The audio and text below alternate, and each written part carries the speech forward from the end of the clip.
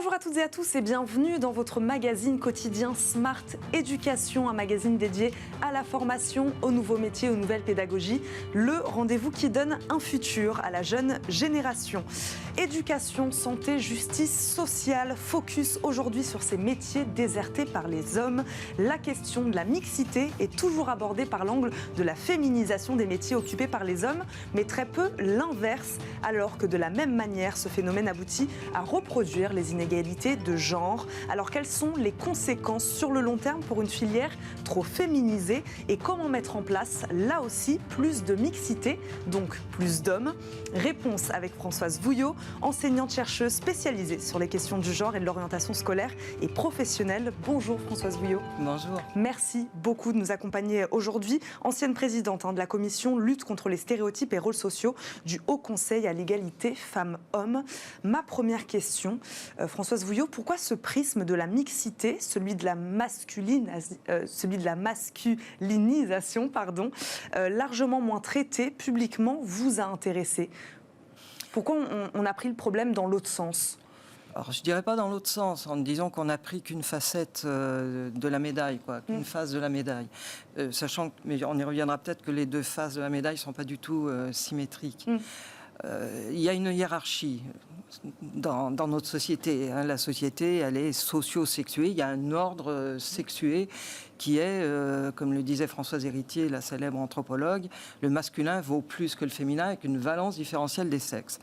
Donc, on s'est peut-être un peu penché plutôt sur les plus défavorisés au départ, que sont les filles et les femmes, pour les amener vers des métiers, des fonctions plus prestigieuses, mieux rémunérées, mieux reconnues, qui apportent de la reconnaissance sociale, ce qui est important, plus prestigieuses pour un certain nombre d'entre elles, Et pour des raisons parfois économiques, des entreprises qui avaient un peu de mal à recruter avec les hommes, les femmes sont parfois devenues une variable d'ajustement, comme les immigrés ont pu l'être, etc. Parce qu'on les payait moins cher, notamment.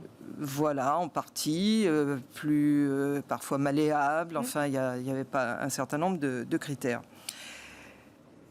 On s'est même très très peu intéressé à l'absence des garçons qui sont des hommes, qui est tout aussi criante que l'absence des femmes. Sachez qu'à l'heure actuelle, il faudrait que 52% des personnes qui travaillent changent de métier pour qu'on ait une répartition équilibrée hommes-femmes sur l'ensemble des métiers.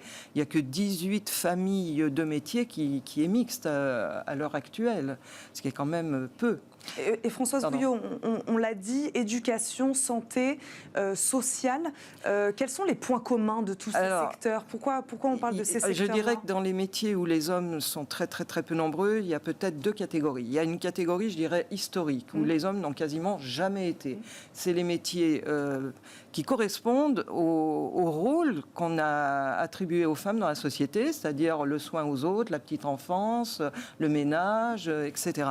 Donc il y a des métiers historiquement où il n'y avait jamais d'hommes. Il a fallu attendre 1982 pour que l'école de sage-femme soit ouverte aux hommes.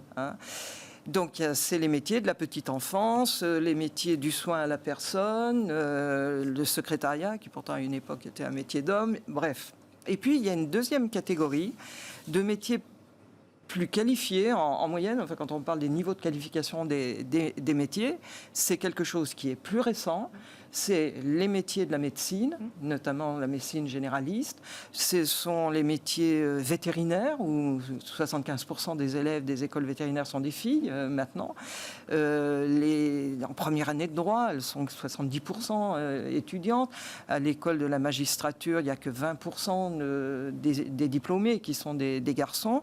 Donc ça, c'est un phénomène qui est un petit peu plus récent. Donc les causes ne sont pas exactement les mêmes. Et pourquoi les hommes sont si peu enclins à exercer ces métiers? On va parler là plutôt peut-être des nouveaux métiers.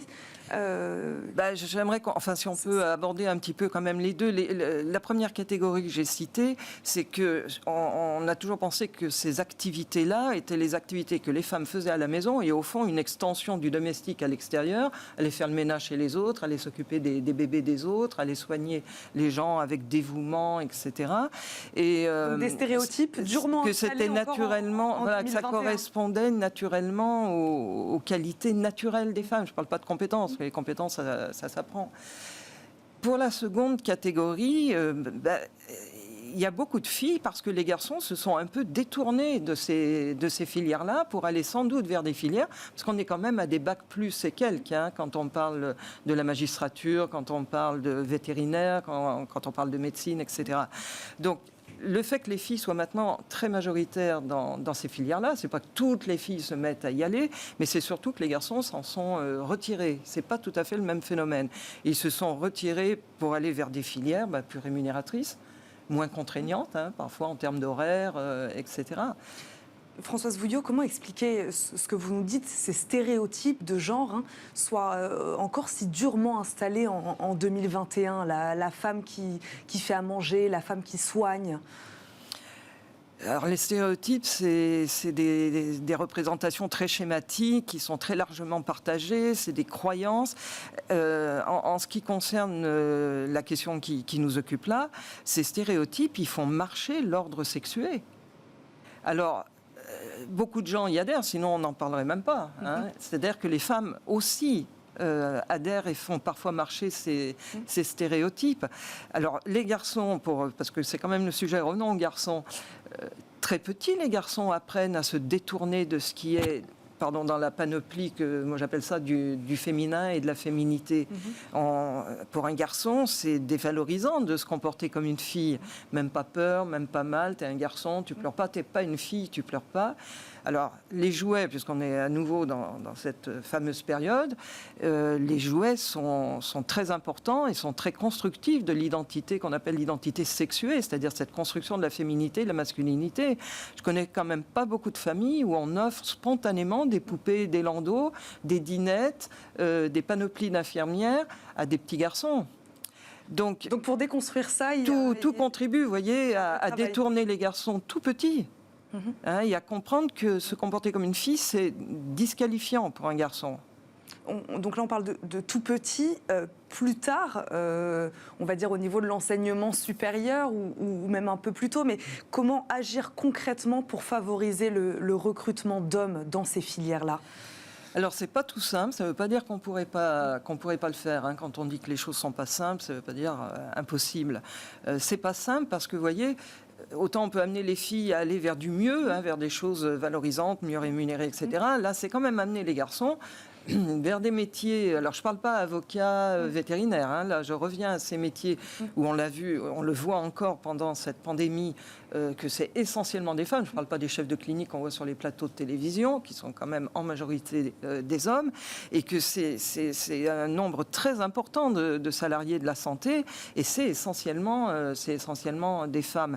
Donc amener les garçons vers des choses pas très valorisées, aux conditions contraignantes, etc., c'est pas évident. Donc pour ça, il y a plusieurs niveaux, je vais aller vite. Il y aurait un niveau, j'allais dire, global. Il faudrait une vraie politique nationale de l'éducation qui s'attaque réellement à la non-mixité du travail, mais ça veut dire en amont de l'orientation, et qui s'adresse en même temps aux filles et aux garçons. C'est-à-dire ce que j'appellerais, moi, une tentative de dégenrer les métiers, c'est-à-dire les filières de formation en amont. Et non donc, pas seulement essayer d'amener les filles vers les filières numériques et scientifiques. C'est prendre le problème par le petit bout de la lorgnette. Hein. On fait table rase, tout le monde a la même... on s'adresse autant aux filles qu'aux garçons. Donc ce qu'il faut arriver aussi, c'est à valoriser ces métiers. C'est... que c'est pas dégradant pour un garçon de devenir puériculteur, assistant maternel ou autre. C'est-à-dire que je pense qu'il faudrait montrer aux garçons, parce que ça, les filles, elles l'ont compris très vite, ces métiers sont utiles à l'humain. Et de montrer aux garçons combien c'est valorisant d'être utile à l'humain. En ce moment, je pense qu'on est dans une période à la fois de pandémie, sur le côté de la santé des populations, mais aussi du changement climatique, de la pollution, etc., de montrer aux garçons que c'est très valorisant de s'occuper de l'humain et de son avenir. Donc de l'éducation de la petite enfance, être professeur des écoles, puériculteur, etc. Ce qu'il faudrait aussi, c'est revaloriser ces métiers du point de vue du salaire et des conditions de travail. Ce qui donnerait plus envie aux hommes d'aller... ça serait sans doute aussi quelque chose qui pourrait les inciter.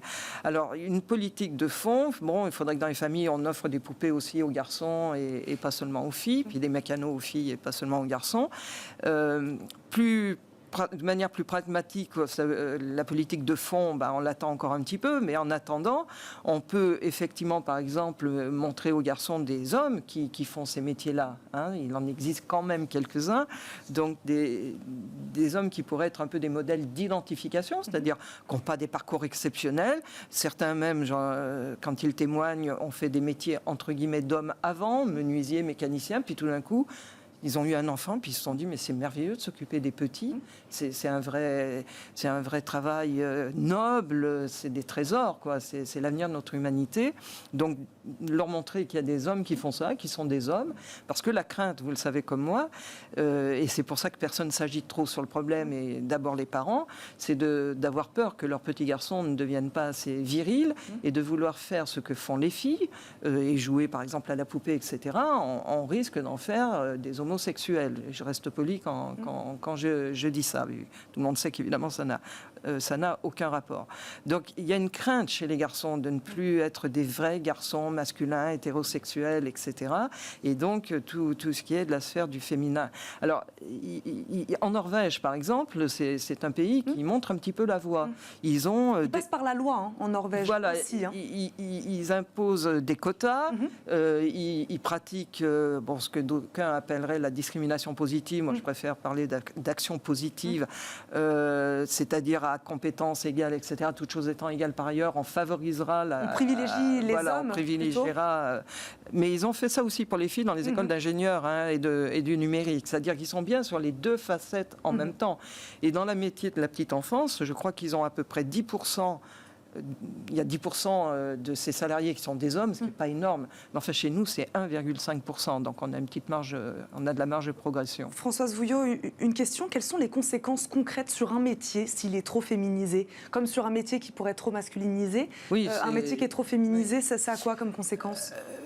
Alors, un métier qui garde une très forte majorité de femmes, c'est déjà maintenir l'idée que c'est un métier de femmes et pour les femmes. Donc déjà, on renvoie une image qui cristallise le sujet, la question. Et puis, c'est les risques aussi de pénurie, c'est-à-dire quand tout d'un coup les filles se détournent. En ce moment, par exemple, il y a des problèmes de recrutement dans les écoles d'infirmières. Parce que je crois que les filles en amont ont compris ce qu'était le boulot d'infirmière dans les conditions, et que c'est mal payé, mal reconnu, que c'est des heures pas possibles, qu'on prend des risques, etc. Donc c'est un risque de pénurie de recrutement, et du coup de pénurie après dans les métiers qui leur correspondent. Merci beaucoup Françoise Vouillot d'avoir répondu à nos questions aujourd'hui, enseignante chercheuse spécialisée sur les questions du genre et de l'orientation scolaire et professionnelle. Merci beaucoup de nous avoir éclairé sur ce sujet. Merci à vous de nous avoir suivis. On se retrouve très vite pour un nouveau numéro de Smart Éducation. À très vite.